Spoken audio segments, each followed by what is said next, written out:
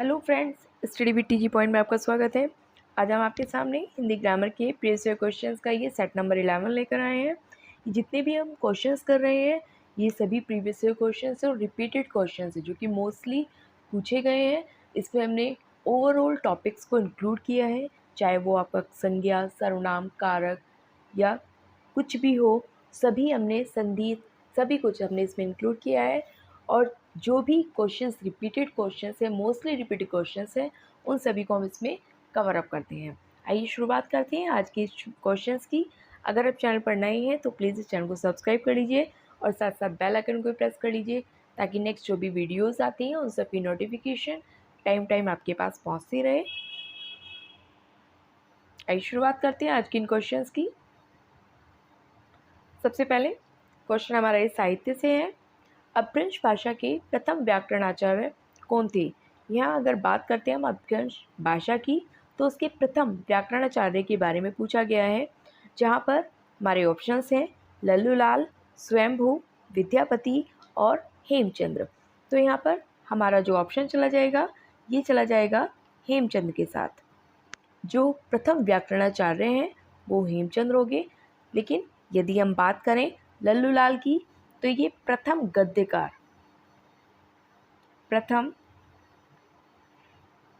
गद्यकार के रूप में लल्लूलाल को जाना जाता है।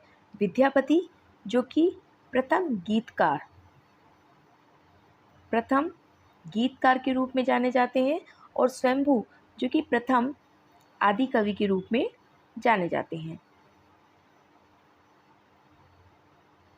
तो यहाँ पर हमारा जो ऑप्शन चला जाएगा प्रथम व्याकरणाचार्य के लिए वो चला जाएगा हेमचंद्र, जबकि लल्लूलाल जो कि प्रथम गद्यकार, स्वयंभू प्रथम आदि कवि और विद्यापति जो कि प्रथम गीतकार। Next question number 2। Mohan Lucknow से दिल्ली जा रहा है, वाक्य में कौन सा कारक है? ऑप्शंस हैं हमारे संबंध कारक, कर्ता कारक, अधिकरण कारक और अपदान कारक। अगर हम यहाँ देखते हैं संबंध कारक, जहाँ पर दो चीज़ों के बीच में संबंध की, रिलेशन की बात हो, रिलेशन के लिए कौन कौन से शब्दों का प्रयोग किया जाता है? का, की, के, रा, री, रे, इस तरह के जो शब्द होते हैं वो संबंध को दर्शाते हैं। कर्ता कारक जहाँ पे ने विभक्ति चिन्ह की उत्पत्ति होती है, कर्ता के लिए ने विभक्ति चिन्ह। अधिकरण कारक जहाँ पर में और पर विभक्ति चिन्ह की हमें उत्पत्ति को पता चलता है। और अपदान जो कि अलगाव के लिए, अलगाव से पृथकीकरण के लिए, किसी चीज़ के अलग होने के लिए बताता है। तो यहाँ पर मोहन लखनऊ से दिल्ली जा रहा है। अब मोहन लखनऊ से दिल्ली जा रहा है, एक स्थान से वो दूसरे स्थान के लिए अलगाव को कर रहा है, पृथकीकरण हो रहा है। तो हमारा यहाँ ऑप्शन चला जाएगा अपदान कारक के साथ। मतलब दिल्ली से लखनऊ से दिल्ली के लिए पृथकीकरण होना ये अपदान कारक को दर्शाता है। तो हमारा ऑप्शन चला जाएगा अपदान कारक के साथ। Next question number 3। माधुर्य गुण का किस रस में प्रयोग होता है? माधुर्य गुण, इसके लिए ऑप्शन है अद्भुत रस, भयानक रस, श्रृंगार रस और वीर रस। तो माधुर्य गुण का जो प्रयोग होता है ये सिंपली श्रृंगार रस के लिए प्रयोग होता है। किसके लिए? श्रृंगार रस के लिए। Next question number 4। निम्नलिखित में से कौन सा अग्रस्वर नहीं है? अग्रस्वर की अगर हम बात करते हैं तो स्वर ये कितने प्रकार के होते हैं? अग्र, मध्य और पश्च। किसके हिसाब से? ये जिह्वा की दृष्टि से, जिह्वा के आधार पर। अगर हम यहाँ देखें तो ये जिह्वा के आधार पर 3 टाइप्स के होते हैं। कौन कौन से? अग्र, पश्च और मध्य। अगर हम अग्र की बात करते हैं, मध्य की बात करते हैं और पश्च की बात करते हैं। अग्र में हमारी जिह्वा का अगला हिस्सा, मध्य यानी कि हमारी जिह्वा का मिडिल पोर्शन और पश्च हमारी जिह्वा का पीछे वाला पोर्शन। इनसे किन स्वरों को बोला जाता है या इनसे किन स्वरों के बारे में बात की जाती है? अगर हम अग्र के बारे में देखते हैं तो छोटी ई, बड़ी ई, ए और आई ये हमारे अग्र में आते हैं। अगर हम बात करते हैं मध्य की, तो मध्य में अ होता है। अगर हम बात करते हैं पश्च की, तो पश्च में बड़ी मात्राओं वाले या ओ, औ, आ, छोटा ऊ, बड़ा ऊ और आ, ये वाला, ये सब पश्च के अंतर्गत आते हैं। अब इनसे हमारे इसमें ऑप्शन क्या पूछा है, निम्नलिखित में से कौन सा अग्र स्वर नहीं है।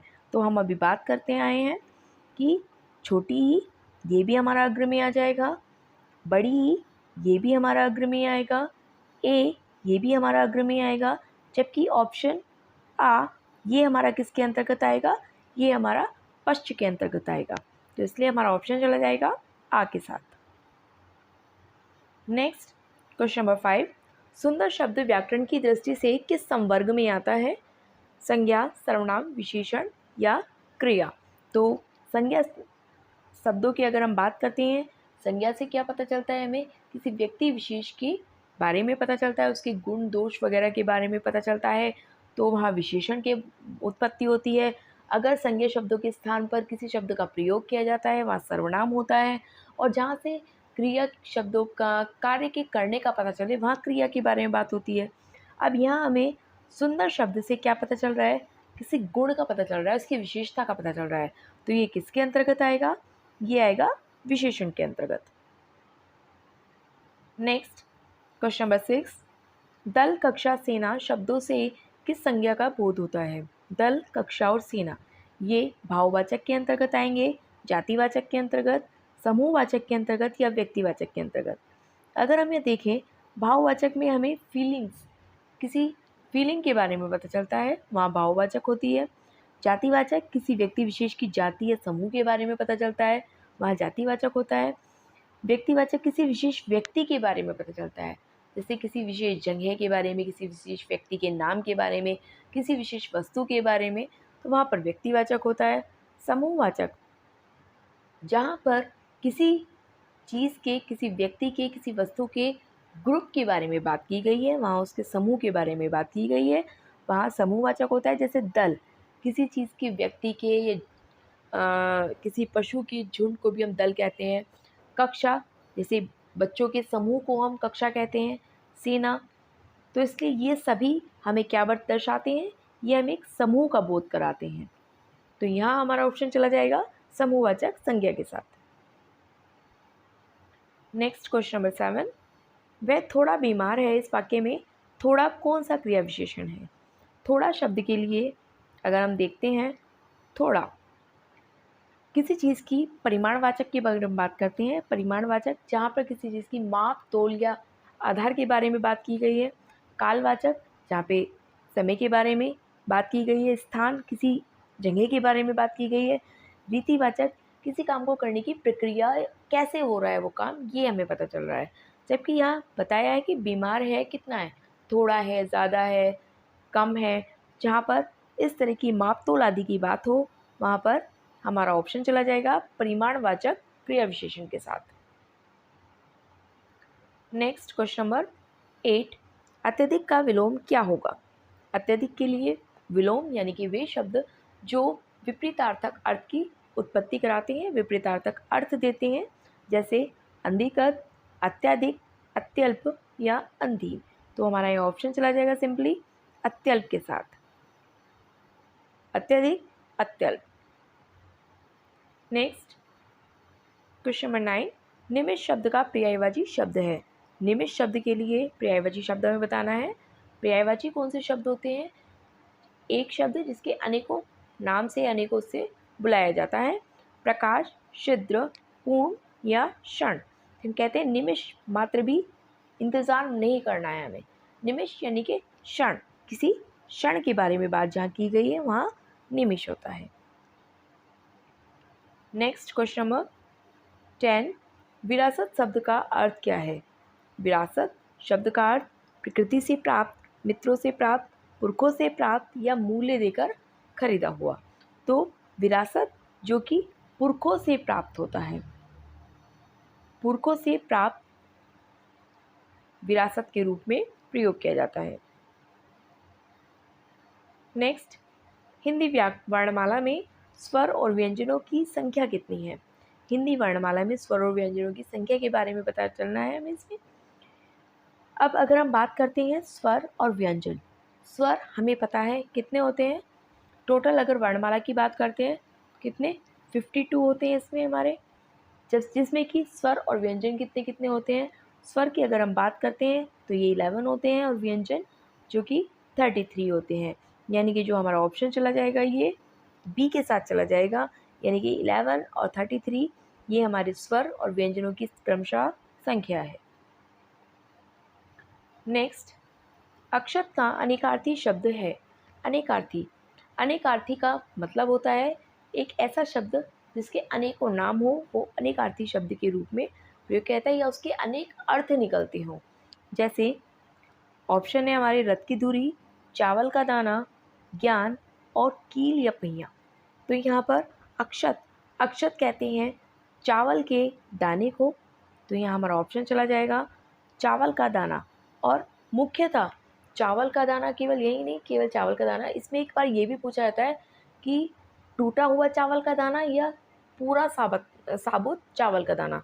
तो जो टूटा हुआ ना हो वो अक्षत कहलाता है। तो इसलिए यहाँ पर हमारे ऑप्शन चला जाएगा चावल के दाने के साथ। नेक्स्ट, जिसका उच्चारण न हो सके वाक्यांश के लिए एक शब्द क्या होगा। जिसका उपचार न हो सके, रोगी, निरोगी, असाध्य या तीनों। तो रोगी कौन होता है, रोग से ग्रसित व्यक्ति रोगी होता है। निरोगी, जिसको कोई भी रोग ना हो। असाध्य, असाध्य वही होता है जिसका उपचार नहीं किया जा सकता, जिसका उपचार करना असाध्य हो, मतलब मुश्किल हो। तो असाध्य जिसका उपचार ना हो सके, हमारा ऑप्शन चला जाएगा। नेक्स्ट, क्वेश्चन नंबर 14, पूर्व और उत्तर के बीच की दिशा। अगर हम यहाँ देखते हैं ये छोटे से डायग्राम्स के साथ अगर हम दिखाना चाहें आपको, तो जैसे ये होता है ईस्ट, वेस्ट, नॉर्थ और साउथ। ये अगर हमारी दिशा होती है, तो यहाँ पर ईस्ट, वेस्ट, नॉर्थ, साउथ के साथ अगर हम जाते हैं तो ये ईस्ट और नॉर्थ की एक दिशा होती है, नॉर्थ और वेस्ट की एक दिशा होती है, वेस्ट और साउथ की एक दिशा होती है और ईस्ट और साउथ की एक दिशा होती है। तो इसमें से पूछा है पूरब और उत्तर के बीच की दिशा, यानी कि ये पूरब है और ये उत्तर है। हमारा ये पूरब हो गया और ये उत्तर हो गया। इन दोनों के बीच की दिशा को क्या कहते हैं। तो ऑप्शन हमारे चले जाएंगे आग्नेय कोण, ईशान कोण, वायव्य और नैऋत्य। तो यहाँ अगर हम देखते हैं तो ये हमारा ऑप्शन चला जाता है यहाँ ईशान कोण, यानी कि ये वाली जो दिशा होती है ये ईशान कोण होती है। इसी तरह से ये आग्नेय, ये वायव्य और ये नैऋत्य। तो हमारे इस तरह से पूर्व और उत्तर के बीच की दिशा को ईशान कोण, अगर पूर्व और दक्षिण के बीच की दिशा पूछी जाए तो ये आग्नेय कोण होती है। यहाँ पर दक्षिण और पश्चिम के बीच की दिशा पूछी जाए तो ये नैऋत्य होती है। और अगर उत्तर और पश्चिम के बीच की पूछी जाए तो ये वायव्य होती है। नेक्स्ट, बिना पढ़ा हुआ अंश वाक्यांश के लिए एक शब्द क्या होगा। बिना पढ़ा हुआ अंश अभ्रंश, अपठित, मौलिक या अपठनीय। तो बिना पढ़ा हुआ अंश अगर कोई भाग होता है जो कि बिना पढ़ा हुआ है तो उसे अपठित कहते हैं। अपठित जो पढ़ा हुआ नहीं है। नेक्स्ट, क्वेश्चन नंबर 16, किस अनुच्छेद के अंतर्गत देवनागरी लिपि में लिखी जाने वाली हिंदी संघ की आधिकारिक भाषा होगी। ऑप्शंस है अनुच्छेद 343(1), 343(2), 343(3) और 343(4). तो अगर हम देखते हैं अनुच्छेद 343 से 343 से 351 तक किसके बारे में, भाषा की अनुसूची 8 में इसका जिक्र किया गया है, जिसमें अनुच्छेद 343 सेकंड में ये सह आधिकारिक भाषा के रूप में इसका प्रयोग किया जाता है। और संघ की राजभाषा के प्रचार प्रसार की बात कौन करता है, अनुच्छेद 351 करता है। तो यहाँ पर हमसे पूछा है कि आधिकारिक भाषा की बात अगर कहाँ होती है, तो आधिकारिक भाषा की बात होती है 343(1) में। और अगर संघ की राजभाषा के प्रचार प्रसार की बात की जाती है तो वो अनुच्छेद 351 की बात करता है। नेक्स्ट क्वेश्चन नंबर 17, दो बैलों की आत्मकथा कथा किसकी रचना है? दो बैलों की आत्मकथा भारतेंदु हरीशचंद्र, महादेवी वर्मा, रामचंद्र शुक्ल या प्रेमचंद। तो अगर हम यहाँ बात करते हैं गोदान की, गबन की, ईदगाह और कफन, एक मंगलसूत्र, ये सब किसकी रचनाएं हैं? तो ये हमारी रचनाएं हो जाएंगी किसकी? प्रेमचंद जी की। यहाँ पर और एक बात करें हम दो बैलों की आत्मकथा, तो ये सब जो रचनाएं हैं ये सब प्रेमचंद जी की हैं। अच्छा, इसमें एक अधूरा उपन्यास है, इन सब में जो हमने लिखी है इन सब में एक अधूरा उपन्यास है, जो कि कौन सा है? जो कि मंगलसूत्र है। मंगलसूत्र एक अधूरा उपन्यास है और ये सब दो बैलों की आत्मकथा गोदान, गबन, कफन और ईद का, ये सब किसकी रचना हो जाएंगी? ये प्रेमचंद जी की हो जाएंगे। तो हमारा ऑप्शन चला जाएगा प्रेमचंद जी के साथ। नेक्स्ट क्वेश्चन नंबर 18, इनमें से कौन सा अल्प प्राण है? तो अगर हम अल्प प्राण और महाप्राण की बात करते हैं तो का वर्ग, च, ट, त और प, ये हमारे 5 संवर्ग होते हैं। इन पांचों संवर्ग का अगर हम देखें प्रथम, थर्ड और फिफ्थ, यानी कि पहला, तीसरा और पांचवा अगर हम देखें तो ये अल्प प्राण के अंतर्गत आएंगे। इनमें से कौन सा अल्प प्राण है? ख, च, घ और ध।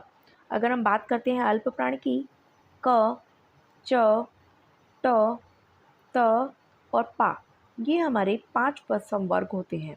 इन पांचों संवर्ग का पहला, तीसरा और पांचवा जो अक्षर होता है ये अल्प प्राण में आता है और दूसरा और चौथा जो वर्ण होता है ये महाप्राण में आता है। अगर हम देखें क, ख, ख कौन से में है? सेकंड नंबर पे है, तो ये हमारा किस में हो जाएगा? अल्प प्राण में नहीं होगा, ये हमारा महाप्राण में होएगा। च, छ, च हमारा किस में है? च पहला है, तो ये हमारा अल्प प्राण में है। नेक्स्ट ख, क, ख, क, ख, ग, घ, घ फोर्थ नंबर पे आता है, तो ये हमारा किस में हो जाएगा? महाप्राण में। और त, थ, ध, त, थ, ध, ये हमारा ध, ये हमारा किस में रहता है? महाप्राण में। तो इसलिए जो हमारा ऑप्शन चला जाएगा ये च के साथ चला जाएगा। च हमारा क्या है? अल्प प्राण। नेक्स्ट क्वेश्चन नंबर 19, अयोगवाह की संख्या कितनी है? अयोगवाह की संख्या 2, 4, 3 या 5। तो अयोगवाह कितने होते हैं? अयोगवाह हमारे मुख्यतः दो प्रकार के होते हैं। कौन कौन से? अ और अ। तो ये दोनों अयोगवाह होते हैं, इसलिए हमारा ऑप्शन चला जाएगा 2 के साथ। नेक्स्ट, पाठशाला शब्द क्या है? पाठशाला रूढ़ शब्द, मिश्रित शब्द, संकर शब्द और यौगिक शब्द, योग रूढ़ शब्द। रूढ़ शब्द कौन से होते हैं? जिनका हम विच्छेद करते हैं और विच्छेद करने के बाद हमें कोई सार्थक अर्थ ना मिले या विच्छेद सार्थक शब्दों में ना हो, वहाँ रूढ़ शब्द होते हैं। मिश्रित, जहाँ पर दो अलग अलग भाषाओं से दो शब्द मिलकर बने होते हैं, मिश्रित शब्द होते हैं। संकर, यहाँ पर भी दो शब्दों के मेल से जो शब्द बने होते हैं वो संकर शब्द होते हैं। योग रूढ़, जहाँ पर अर्थात के संबंध में हमें कोई शब्द मिलता है वहाँ योग रूढ़ शब्द होता है। तो पाठशाला शब्द जो कि किसके अंतर्गत आएगा? संकर शब्दों के अंतर्गत आएगा, जहाँ पर दोनों ही शब्दों के सार्थक शब्द निकलते हैं। नेक्स्ट, मोहन का भाई आया है, वाक्य में कौन सा कारक है? संबंध कारक, करण कारक, अधिकरण कारक और अपादान कारक। तो यहाँ अगर हम देखते हैं मोहन का, हमें का विभक्ति चिन्ह यहाँ पे मिल रहा है। अगर हम बात करते हैं संबंध कारक की, का, की, के, हमने भी पीछे बताया है, का, की, के, रा, री, रे, इस तरह के जो शब्द देखने के लिए मिलते हैं वो किस में मिलते हैं? संबंध कारक में, करण कारक में, कर्ण में, को, ये कर्ण कारक होता है, अधिकरण में या पर विभक्ति चिन्ह देखने के लिए मिलता है, और अपादान जहाँ अलघाव अलगाव या पृथकीकरण और से देखने के लिए मिलता है। तो यहाँ पर मोहन का भाई यानी कि संबंध, मोहन का उसके भाई से संबंध बताया जा रहा है, तो हमारा ऑप्शन चला जाएगा संबंध कारक के साथ। नेक्स्ट, निम्न के सभी अघोष वर्ण हैं। अघोष वर्ण कौन से होते हैं?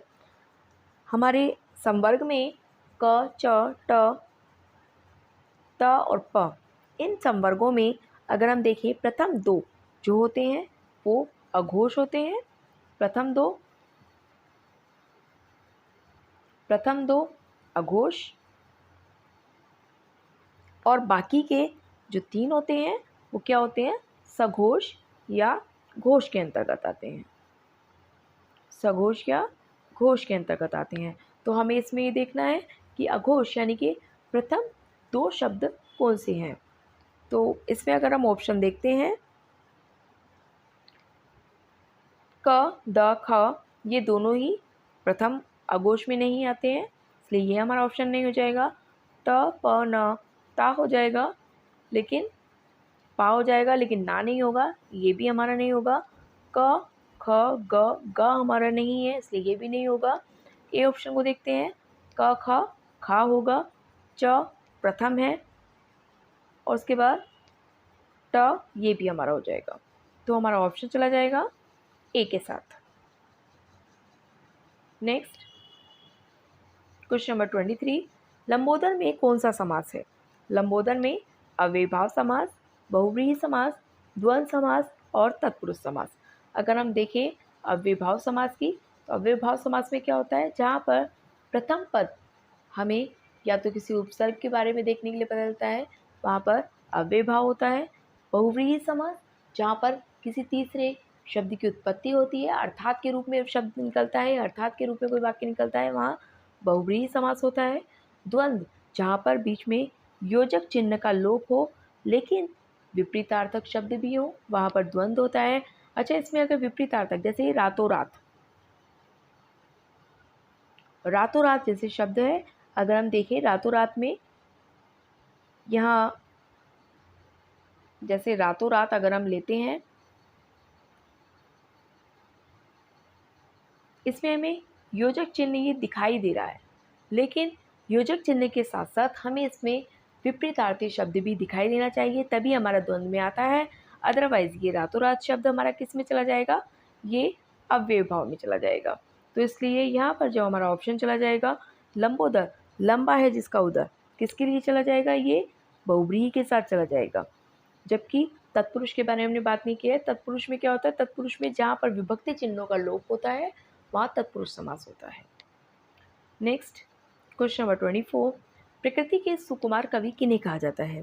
प्रकृति के सुकुमार कवि जो कि ऑप्शन से महादेवी वर्मा, विद्यापति, सुमित्रानंदन पंत और भारतेंदु हरिश्चंद्र। तो प्रकृति के सुकुमार कवि जो कि कौन कहे जाते हैं?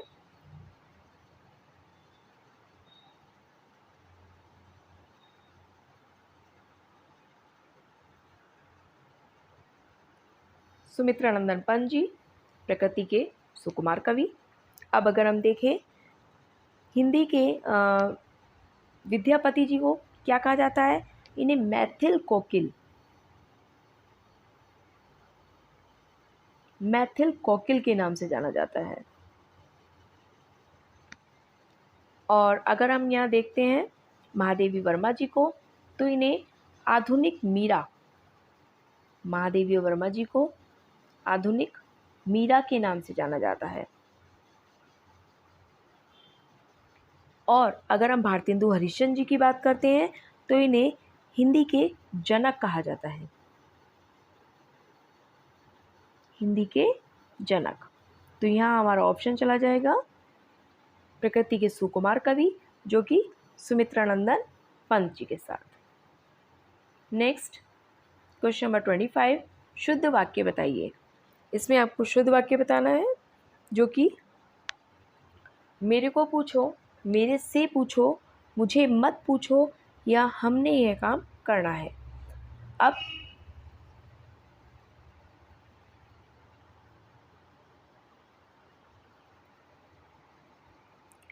यहाँ जो हमारा ऑप्शन चला जाएगा, शुद्ध वाक्य हमें इसमें बताना है।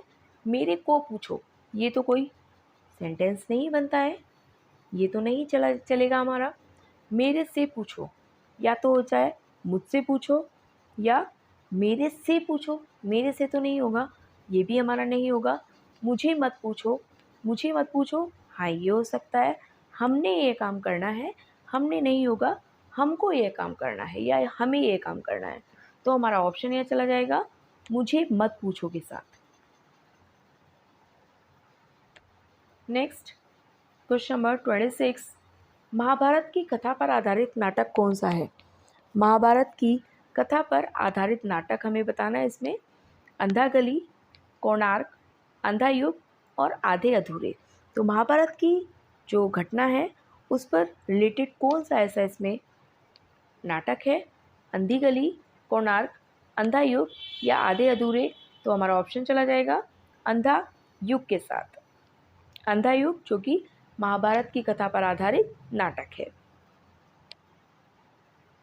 नेक्स्ट क्वेश्चन नंबर 27, एक बार कही बात को दोहराते रहना। वाक्यांश के लिए एक शब्द क्या होगा? आगार, प्राकथन, पृष्ठपेषण और प्रस्तावना। तो यहाँ पे हमारा ऑप्शन चला जाएगा पृष्ठपेषण के साथ। यदि एक बार कही बात है उसे रिपीट किया जाता है, बार बार दोहराया जाता है, तो ये पृष्ठपेषण के अंतर्गत आता है। नेक्स्ट, मैं घर आया और वह स्कूल चला गया किस प्रकार का वाक्य है? मैं घर आया और वह स्कूल चला गया मिश्र वाक्य, सरल वाक्य, संयुक्त वाक्य और निषेध वाक्य। अगर हम यहाँ देखें, एक ऐसा वाक्य जो कि प्रथम वाक्य और दूसरा वाक्य दो वाक्य हों उसमें, और प्रथम वाक्य दूसरे वाक्य पर या तो निर्भर है या दूसरा वाक्य प्रथम पर निर्भर है, वहाँ मिश्र वाक्य होता है। सरल वाक्य जिसमें एक ही सेंटेंस में कुछ बात कही गई हो। संयुक्त वाक्य जहाँ पर दो शब्दों को जोड़ने के लिए किसी कंजक्शन वर्ड का प्रयोग किया गया है। और निषेध जहाँ पर नकारात्मक रूप से कोई बात कही गई है, यानी कि नोट या नहीं शब्द का प्रयोग होता हो। यहाँ पर हमारा हम देखें तो मैं घर आया और वह चला गया। मैं घर आया ये एक अलग वाक्य है, वह स्कूल चला गया ये भी एक अलग वाक्य है, और इस वाक्य इन दोनों वाक्यों को और कंजक्शन से जोड़ा गया है। तो यहाँ हमारा ऑप्शन जो चला जाएगा ये संयुक्त वाक्य के साथ चला जाएगा। नेक्स्ट क्वेश्चन नंबर 29, अंधकूप में समास है। तत्पुरुष समास, कर्मधारय समास, अव्ययभाव समास और द्विगु समास। तो अंधकूप जहाँ पर तत्पुरुष समास में हमें पता है कि विभक्ति चिन्ह का लोप होता है। कर्मधारय समास जहाँ पर प्रथम पद की प्रधानता हो और वहाँ पर विशेषण और विशेष्य की प्रधानता हो। अव्ययभाव समास जहाँ पे हमें पहला उपसर्ग शब्द मिलता है देखने के लिए, और द्विगु जहाँ पर प्रथम पद संख्यावाची होता है। अब अंधा है जो कुआं, अंधकूप यानी कि अंधा है जो कुआं, कुएं की विशेषता अंधा होना बताई जा रही है। तो यहाँ पर हमारा ऑप्शन चला जाएगा कर्मधारय समास के साथ। नेक्स्ट क्वेश्चन नंबर 30, उल्हाना शब्द का तत्सम रूप क्या है? उल्हाना शब्द का तत्सम हमें बताना है ओढ़न, निंदा, प्रशंसा या उपालम। तो एक तो हमें ये पता चलता है कि उल्हाना शब्द ये क्या है? ये खुद में एक तद्भव शब्द है। अब तद्भव और तत्सम शब्द क्या होते हैं? तत्सम शब्द वे होते हैं संस्कृत भाषा से जो कि प्रयोग किए जाते हैं, या उन्हें बोलचाल की भाषा में प्रयोग किया जाता है, या उन्हें सामान्य रूप से लाया जाता है। तद्भव जो सामान्य बोलचाल की भाषा में संस्कृत के रूप से परिवर्तित करके बोले जाते हैं वो तद्भव शब्द होते हैं। जैसे हम बोलते हैं आँख, आँख और अक्षु, आँख और नेत्र, ये नेत्र जो शब्द है ये तत्सम शब्द हो जाएगा, अक्षु शब्द। जबकि आँख, आँख मनुष्य के द्वारा तोड़ मड़ोड़ करके या उसे अपनी भाषा में परिवर्तित करके बोला जाने वाला शब्द है, इसलिए वो हमारा तद्भव शब्द हो जाता है। इसी तरह से उल्हाने का अगर हम तत्सम देखें तो ये हो जाएगा उपालंब, उल्हाना उपालंब। नेक्स्ट क्वेश्चन नंबर 31, निम्नलिखित में से कौन सा वाक्य शुद्ध है? राम ने एक थैला और दो पुस्तकें खरीदी। राम ने एक थैला और दो पुस्तक खरीदे। राम ने एक थैला और धूप से खरीदा, ये धूप नहीं होगा, दो पुस्तक खरीदी होंगी। राम ने एक थैला और दो पुस्तक खरीदे। तो हमारा ऑप्शन चला जाएगा राम ने एक थैला और दो पुस्तकें खरीदी। राम ने एक थैला और दो पुस्तकें खरीदी। नेक्स्ट क्वेश्चन नंबर 32, हिंदी साहित्य का वर्गीकरण सर्वप्रथम किसने किया था? हिंदी साहित्य के वर्गीकरण की अगर हम बात करते हैं तो ये ऑप्शन चला जाएगा हमारा महावीर प्रसाद द्विवेदी, जॉर्ज ग्रियर्सन, प्रताप नारायण मिश्र और रामचंद्र शुक्ल। तो ये हमारा ऑप्शन चला जाएगा किसके साथ? जॉर्ज ग्रियर्सन के साथ।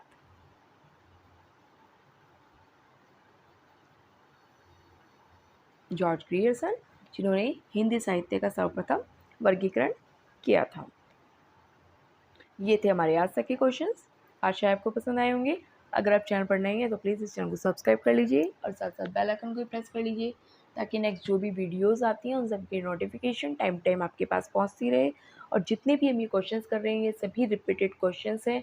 रिपीटेड क्वेश्चंस को करके ही हम अपनी ग्रामर को, हिंदी ग्रामर को कंटिन्यू प्रैक्टिस में लाकर ही हम उस पर अपनी पकड़ बना सकते हैं। इसलिए प्लीज़ आप जल्दी से जल्दी इस चैनल को सब्सक्राइब कर लीजिए। मिलते हैं अब नेक्स्ट वीडियो में, तब तक के लिए थैंक यू।